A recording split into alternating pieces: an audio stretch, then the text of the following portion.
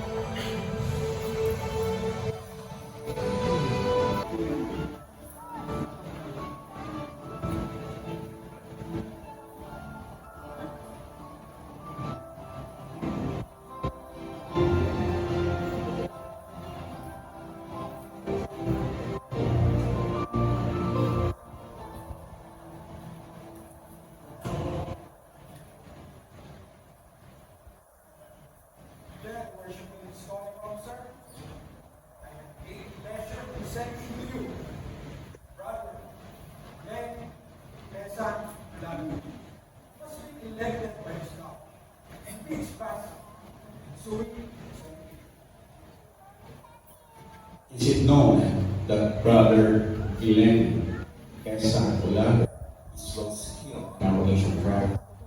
It is used in this regard for the interest of our order and is duly qualified to discharge the special duties of the Master's Sheriff. It is well known that this office, Worship Apostolic Officer, this certificate, outing for his proficiency, the impact of our order, is evidence that he is well skilled in our ministry.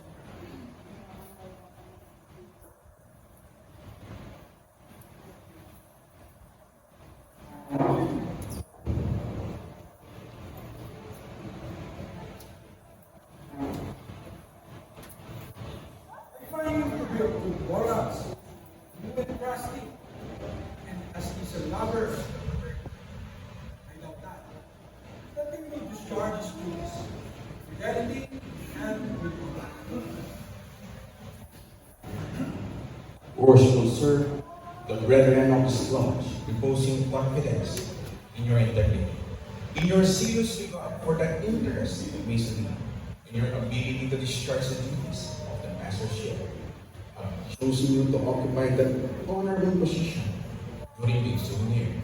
Are you willing to accept this important trust? You will then face the brethren of this lodge.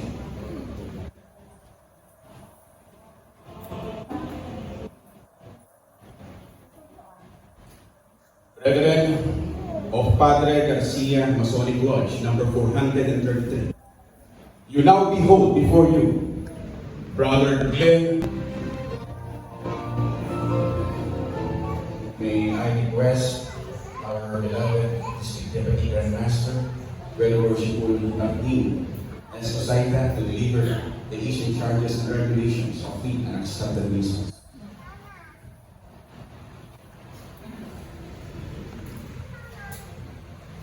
The insurance charges number one.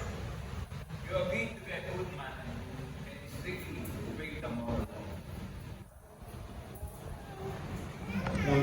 As masters have done in all ages before you.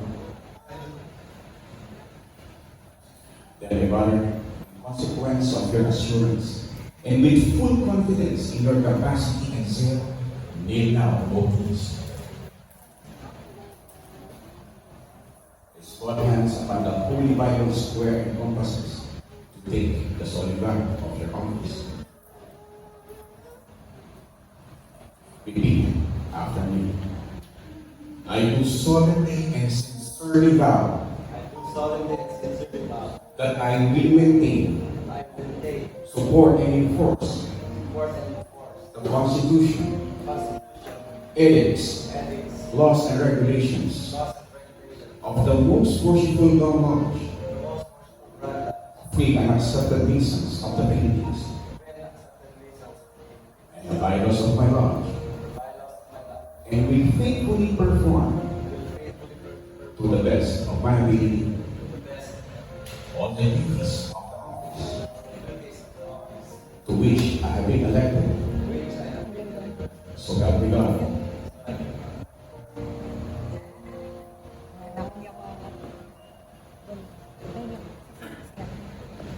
Lodge number 430. Worshipful Brother Master ceremonies were conducted in front of the East.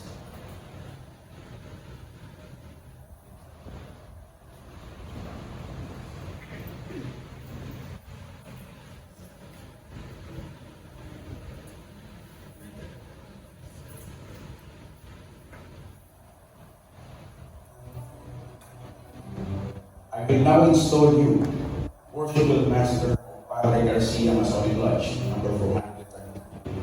And I will now invest you with this jewel of your station, the square.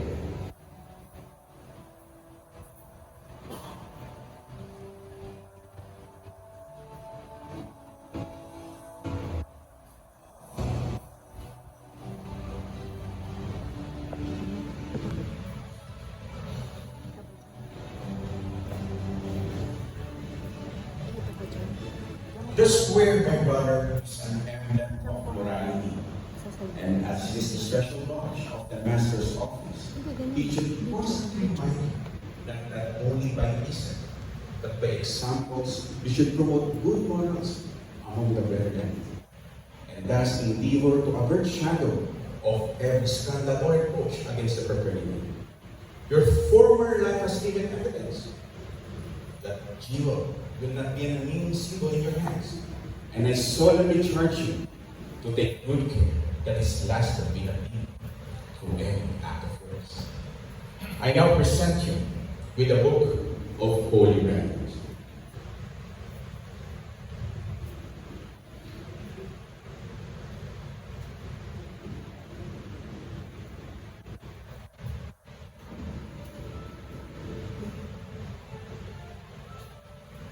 It is the great line of Masonry.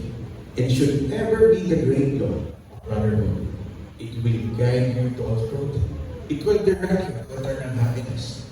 And an attentive regard to the divine precept it contains will ensure your success in the fulfillment of the duties which you are now about to assume. The working tools of our craft will next be given to you, that as the master workman, you may instruct the craftsmen in their various duties and virtues, which they have been selected to illustrate. The square.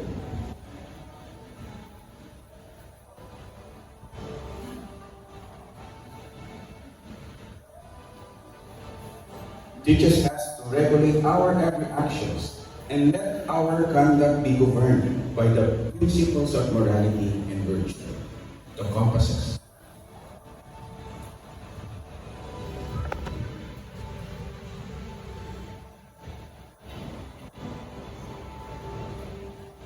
Teaches us to limit our desires in every stations and never to suffer our passion or our prejudices to become the master of our own judgment. The rule.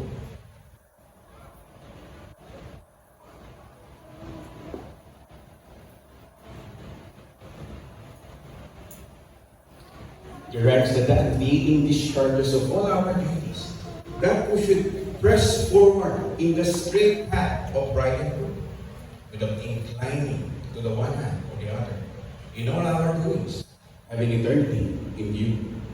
The plumb line.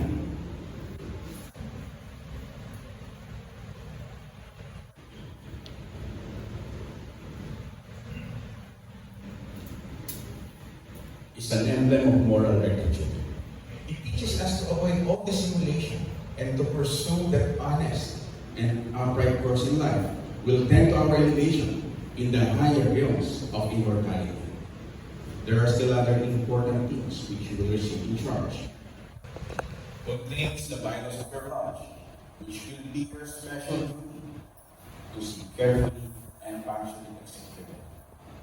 And that, my brother, is a charge under the authority of which your lodge is now.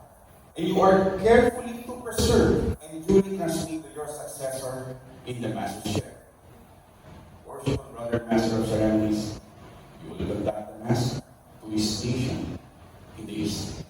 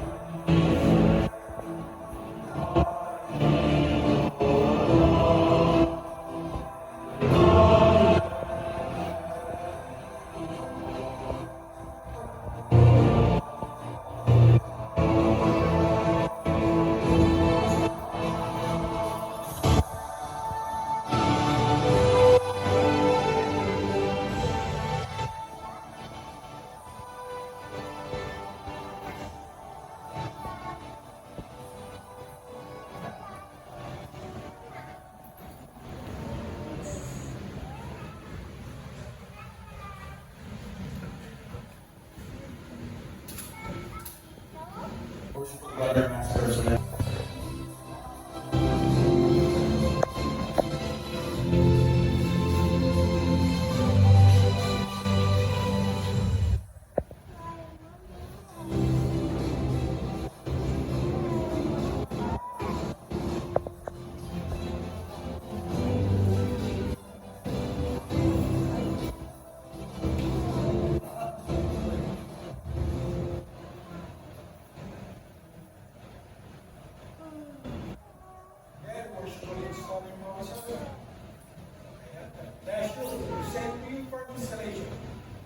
Brother, one can see a single.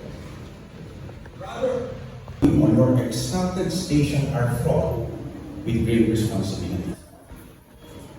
Remember that honor, reputation, and usefulness of your lodge will materially depend upon your skills and assiduity with which you manage its concerns, and that the happiness of its members will be generally promoted to the watchful care with which you cherish the genuine principles of our institution. For a pattern of imitation, consider the great luminary of nature, which rises in the east, light and lasted to all beings servant. In like manner, it is your promise to spread and communicate light and instruction to the brethren of the world, forcibly impress upon them the dignity and high importance of wisdom. And seriously admonish them never to disgrace them. Charge them to practice out of the lodge those great moral duties which they have been taught in and by God.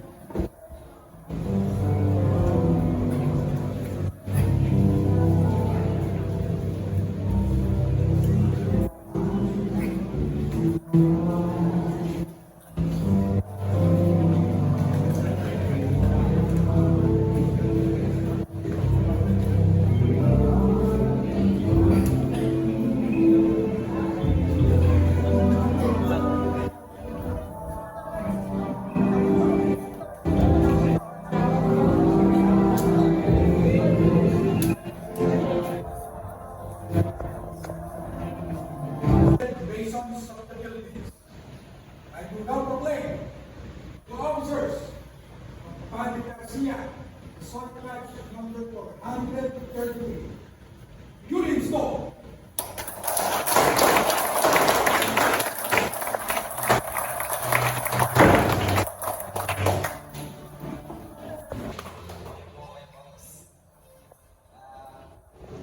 Their worshipful Martin Saita, District Deputy Master.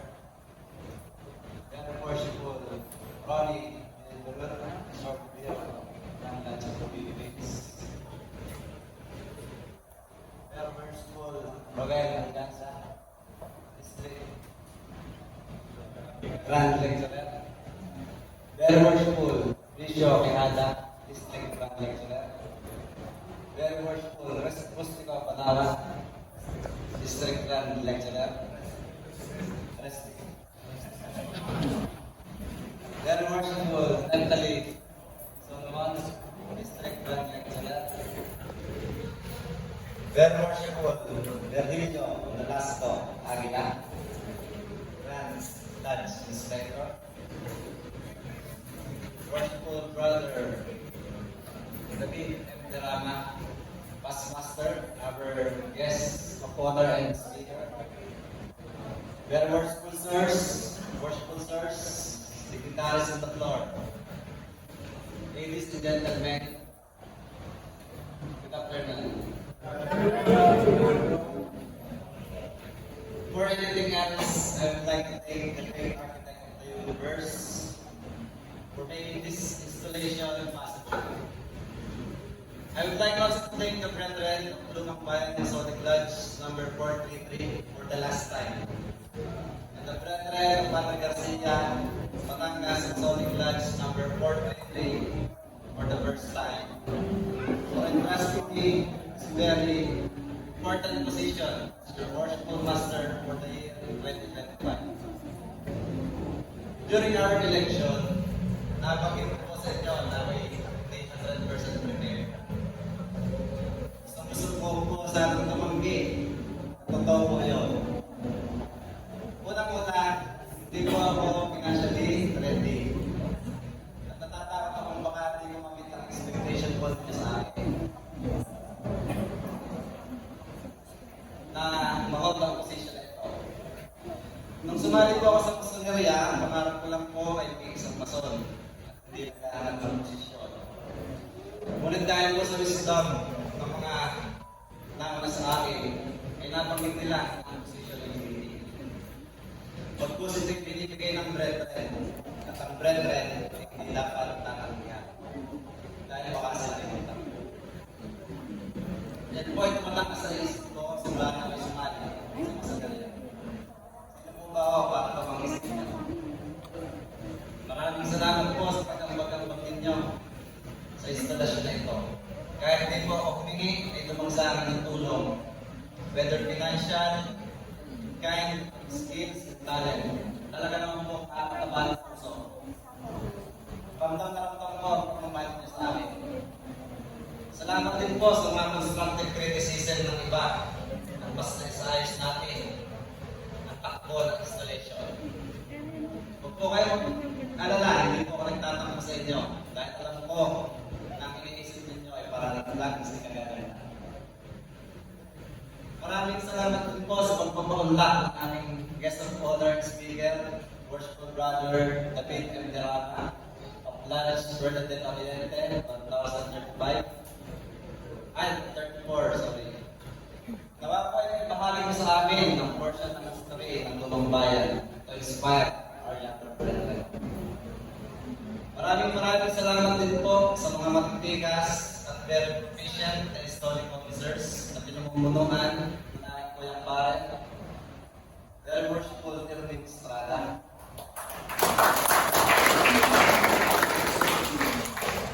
Na hindi pa panahon po worshipful master, kailangan kuhanin ng trabaho na ito sa aking installation sa kabila ng kanyang sobrang busy na schedule.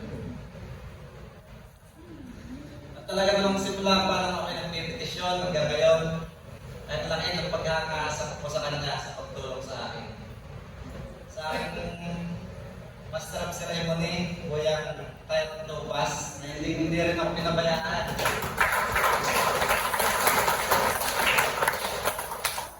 Sa lahat ng mga gawain pang masinarya ko rin ako humingi sa kanya ng tulong. Sa aking assistant master of ceremony na si Kuyang Francis Winyo. Talagang sumugod pa sa lunch para mapagbigyan ng aking kiling na pagpala ng kanyang pangkuli. Salamat po kuya. Maraming salamat din po sa mga kompas na napakagaling na pag-deliver ng pagbubugay so tama ng aking kuyang brother Roberto Tilek.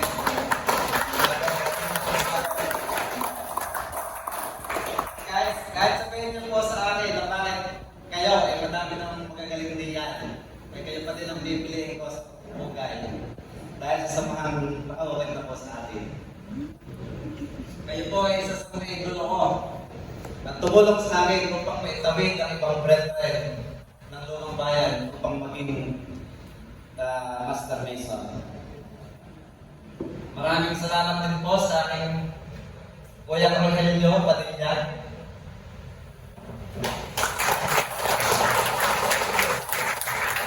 Sa pagbibigay ng sigla at solemnity sa installation na ito as musical director, na kahit malayo ang pinanggalingan mula sa Coog Lodge, at kahit hindi po tayo lubos na magkakilala, ay hindi niya tinanggihan ang tawag ng isang kapatid na nangangailangan. Maraming salamat din sa ating napakagaling na program director, Kuya Rene Delgado.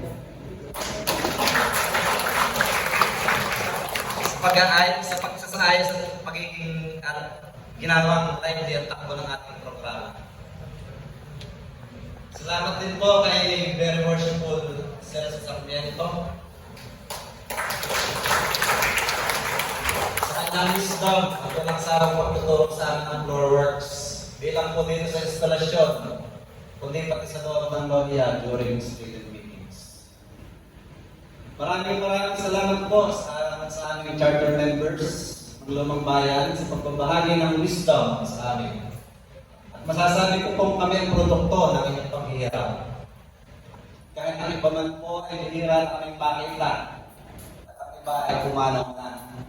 Sinisigurado ko po na inyong paghihirap ay hindi mawawalang saysay at ang mga wisdom na iyon ay isasali namin sa mga susunod pang mga magiging anak ng Padre Garcia Masonic Lodge number 433. Maraming salamat din po kay very worshipful Kuya Armando Campiles Jr. Kung saan siya naging susi para kayo maging isang mason. Noong panahon na yun, noong 2018, ako po ay nag-service ng pagbabakuna sa kanyang aso. Para nga po sa mga hindi pa labas na nakilala, ako ay isang veterinaryo. Kami po ay nakapagkwentuhan at natanong ko sa kanya kung paano ako sumali sa Mason. Di naman po ako pinabayaran ko ng June. At simula ang unang araw ng pagkat ako sa Masoneria, paging ako'y entered apprentice Mason, kaya hanggang sa maging Master Mason po ako noong July 2019, siya po ay nandoon. Hanggang ngayon po. Salamat po kayo. Maraming salamat din po sa official ng district sa pangunguna ni Very Worshipful Martin Usaita, kanyang mga dignitaries.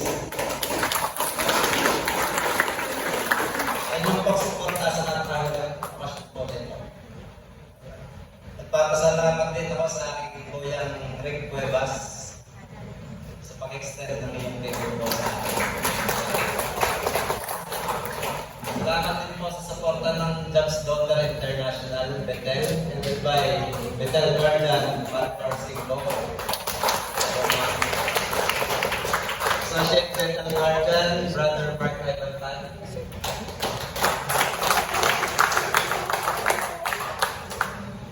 At salamat din sa mga chairman ng aming binubuti, komite ng installation sa pagtanggap at pagganap ng inyong mga tungkulin.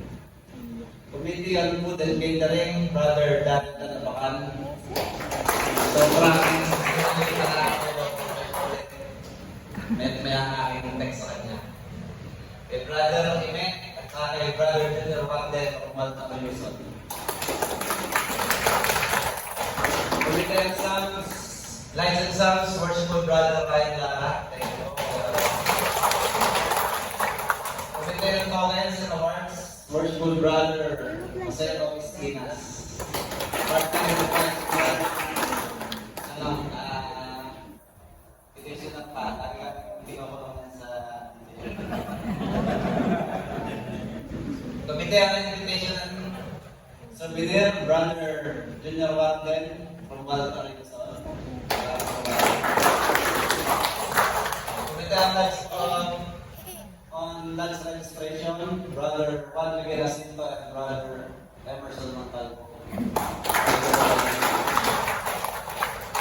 Committee on lunch management, Brother Mark Ivantan. Thank you po ba sa Committee on drinks and refreshment. So, siyang manglalasing sa atin mamaya po yung Red Brian Quendes.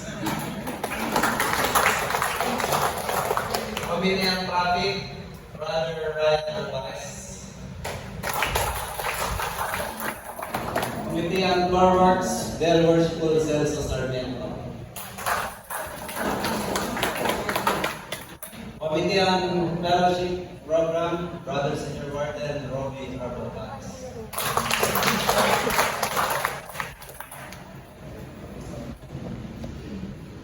Maraming salamat din po sa mga naunang worshipful master sa akin at sa Bretre, kung saan lumalap kayo nandoon na nagkambag-ambag mula sa pangangarap, pagplano, pagpapagawa at pagpapayos ng temple ng Pante Garcia kung saan tayo kung saan tayo ngayon ay narito, nagagamit na po natin. Kung hindi dahil sa inyo, ay wala na tayo dito.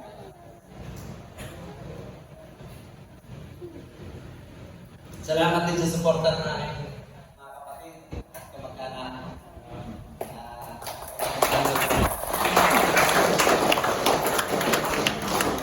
Sa ating pong mga atay, sa pagpapayaron dyan ng inyong mga asawa, upang magampanan ng mga gawain o masanarya. Salamat po sa inyo. At hindi po matatapos sa aking pasasalamat, pasasalamatan ng aking may bahay. Salamat sa suporta, pangmanawa. Alam mo na ang sunod. At hayaan niyo po akong mag-share ng isang kwento. Dahil po ako isang veterinaryo, ito po ay tungkol sa isang golden retriever na aso na nagngangalang Coco. Si Coco po ay isang alaga ng may bahay kung saan siya ay tinuturing na nitong isang anak. And through the years, masaya si Coco sa piling ng owner nito. Ngunit paglipas ng panahon, nagbago ang lahat. Ang magbuntis ang ginang. At dahil sensitive ang kanyang pagbubuntis, nag-umpisa na niya mapabayaan si Coco. Paglipas ng panahon, ang ginang ay nagsilang ng isang sanggol. Masayang-masaya siya. Dahil meron na silang bagong miyembro ng pamilya. Habang tumatakbo ang panahon, paglaki ng bata, nagkaroon ito ng rashes at mahirap pagalingin. At dahil dito, pinagbawal ng kanyang pedya ang magkakaroon ng pet sa loob ng kanyang bahay. Kaya nagdesisyon ng ginang ay pampo na lamang si Coco. Ngunit bago mangyaring mapampon si Coco, ito ay tumamlay sa kanyang pagkain at kaagad tumawag ang ginang ng isang veterinaryo upang ipagamot si Coco. Pagdating sa klinik, napagkalaman na si Coco ay may malubhang sakit at siya na-diagnose ng sakit, ehrlichiosis, isang blood parasite na natatransmit ng isang ticks or garapata. Binigyan si Coco ng lunas, ngunit paglipas ng araw, si Coco ay lalong naging malubha. Habang siya ay na-confine, ay nagkaroon siya ng general paralysis, yung tipong bibig na lang yung gumagalaw sa kanya upang kumain. Isang komplikasyon po ng sakit. Dahil sa awa sa kalagayan ni Coco, nagpa siya ang ginang na patulugin naman si Coco upang di na nangarapan pa. Diniscuss niya ito sa kanyang veterinaryo at napagkasunduan na patulugin ang alalang si Coco. At dahil dito, napagpas niya na tumawag ulit ng isa pang veterinaryo na pwede mag-perform ng procedure dahil hindi kaya magpatulog ng mga pets ng veterinaryo ni Coco. Napagpas niya na si Coco ay patulogin sa oras na 12 o'clock ng 1 p.m. ng araw na yun. At habang naghihintay ng oras, kung kailan papatulogin na si Coco, ay naisipan naman ng veterinaryo na bigyan siya ng tubig. At pagtingin niya sa kanyang pasyente, siya ay nakabag sa malupot na itsura ni Coco. Kagad nakikausap ng veterinaryo ng ginang at sinabi na kung maaari ay huwag nang patulogin si Coco at gagamutin na lang ng walang bayad. Pumayag naman ang ginang at sa kanyang pagbisita kay Coco sa clinic, siya ay napakagulhol at humingi ng tawad kay Coco. Si Coco ngayon ay nagpapagaling, kumakain ng pusa at naghihintay kung kailan ulit ibabalik yung lakas na makalakad. Ang moral po ng aking story ay huwag kong mawawala ng pag-asa. Kahit sa panahon ng kasawi ang palad, ay merong tsansa ng paggaling at pagbabago. Ang pangalawa ay dedikasyon at tiyaga. Ito ay maaaring magresulta ng malaki malaking pagbabago. Ang pagkahabag at pakikiramay ay mahalaga. Ang paggaling nito po ay hindi lang natulungan yung aso, kundi ang nakapagbigay din ng kaginhawaan at suporta sa nangyari nito. At ang aking pong take home message, small action can change the outcome. Sa darating pong panahon, ako ay kakatak sa inyo kung humingi ng suporta para sa aming mga fundraising projects sa ayos ng Loria. Pinili ko pong dito na idaos ang installation para makita ninyo ang ating pinagkapag-kambagan ng una at pagkakambagan pa sa mga susunod na panahon. Dahil even your small action can change the outcome. Maraming salamat po ulit sa inyong pakikinig at magandang hapon po.